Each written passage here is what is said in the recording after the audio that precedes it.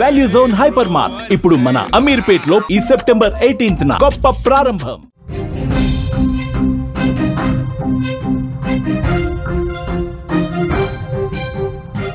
అమెరికాలో పోలీసుల కాల్పుల్లో తెలంగాణ యువకుడు మృతి చెందాడు. సెప్టెంబర్ 3వ తేదీన తన రూమ్మేట్తో గొడవ జరిగింది.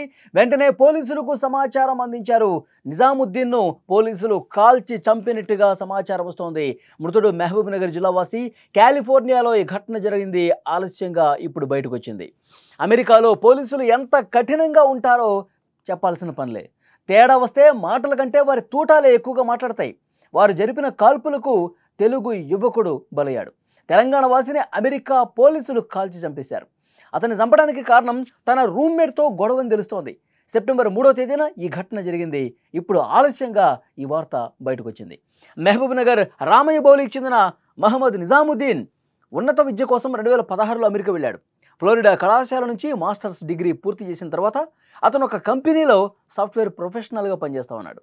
ఆ తర్వాత పదోన్నతి పొందిన అతను కాలిఫోర్నియాకి వెళ్ళాడు. ఈ నెల 3వ తేదీన అతడి రూమ్మేట్తో నిజాముద్దీన్కు గొడవ జరిగినట్టుగా సమాచారం ఉంది. దీంతో ఇరుగు పొరుగు వారి నుంచి పోలీసులకు డిస్టర్బ్ కాల్ వచ్చింది. ఘటనా స్థలానికి చేరుకున్న పోలీసులకు ఓ ఇంట్లో గొడవ జరుగుతున్నటువంటి శబ్దాలు వినిపించాయి. పోలీసులు తలుపులు బద్దలు కొట్టుకుని లోపలికి వెళ్ళి చూడగా నిజాముద్దీన్ తన రూమ్మేట్తో గొడవ పడతా ఉన్నాడు. మారణ ఆయుధాలతో దాడి చేసుకున్నట్టు గుర్తించారు. పోలీసులు చెప్పినా వినిపించకపోవడంతో కాల్పులు జరపగా నిజాముద్దీన్ అక్కడికక్కడే ప్రాణాలు కోల్పోయాడు. ఎయిర్ కండిషనర్ విషయంలో రూమ్మేట్తో జరిగినటువంటి గొడవ కారణంగా దాడి జరిగిందని మృతుడి బంధువు ఒకళ్ళు ఈ సమాచారం తెలుస్తోంది. ఈ ఘటన జరిగి 15 రోజులు కావస్తున్నా కుటుంబ సభ్యులకు మాత్రం ఆలస్యంగా తెలిసొచ్చింది. నిజాముద్దీన్ స్నేహితుడు తల్లిదండ్రులకు సమాచారం అందించాడు. కొడుకు మరణ వార్త విని ఆ తల్లిదండ్రులు కన్నీరు మున్నీరవుతున్నారు. తన కొడుకు మృతదేహాన్ని భారతదేశానికి తీసుకురావడానికి సాయం చేయాలని నిజాముద్దీన్ తండ్రి హసనుద్దీన్ కేంద్రానికి విజ్ఞప్తి చేశారు. ఈ మేరకు విదేశాంగ మంత్రి ఎస్ జైశంకర్కు ఒక లేఖ రాశారు. తెలంగాణ ప్రభుత్వాన్ని కూడా అభ్యర్థించారు. ప్రస్తుతం నిజాముద్దీన్ మృతదేహం కాలిఫోర్నియాలోని ఒక ఆసుపత్రిలో ఉంది. అయితే ఈ ఘటనకు సంబంధించి చాలామంది ఇంకా పూర్తి సమాచారం తెలియలేదు.